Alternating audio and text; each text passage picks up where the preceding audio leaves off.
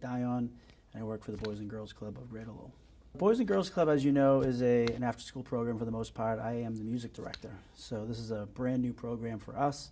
We've been developing it for several years. It's been a very involved process, but we ultimately just launched about 2 weeks ago.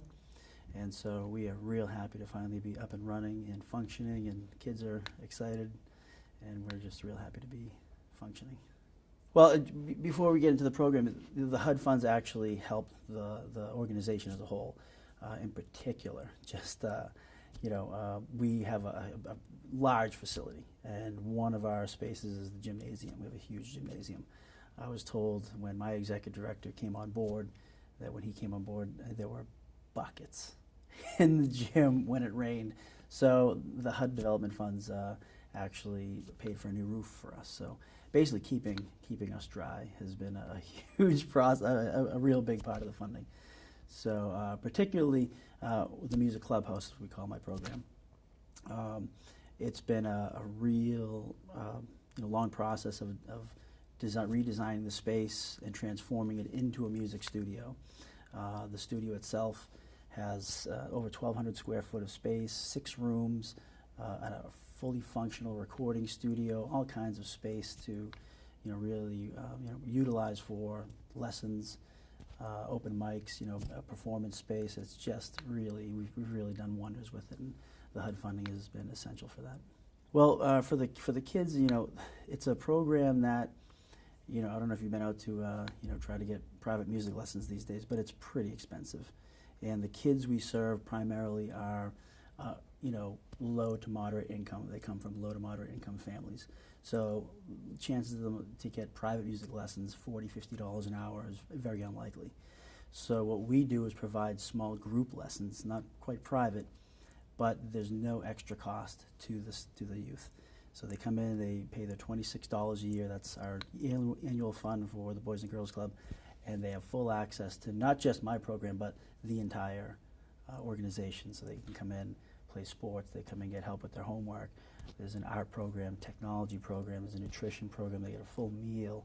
It just goes on. And so particularly for my program, to come in and they can really, our doors open at 2 p.m., close at 8 p.m. for teens. Youth finish up around 5 o'clock. That's 7 to 10 years old, go home about 5 o'clock. And so they come in, we have a lot of open studio time. By that I mean they get to come in, explore new instruments, jam with their friends, create the relationships with the staff, the mentors, and it's just been, we're a young program, only 2 weeks in, but already I've seen improvement, not just in musical ability, but also just how much fun they're having. They're really connecting, they're playing with each other.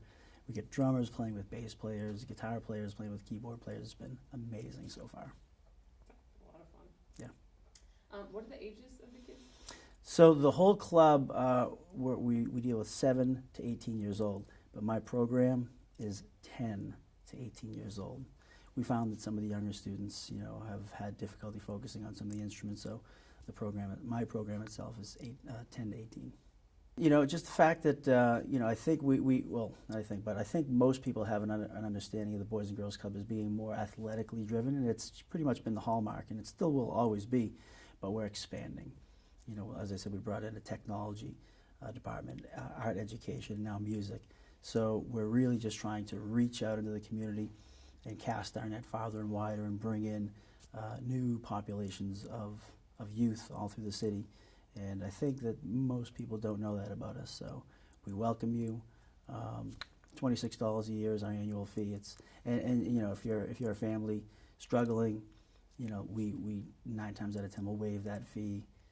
Really, our doors are open. Come talk to us. Come see us. It's a great program.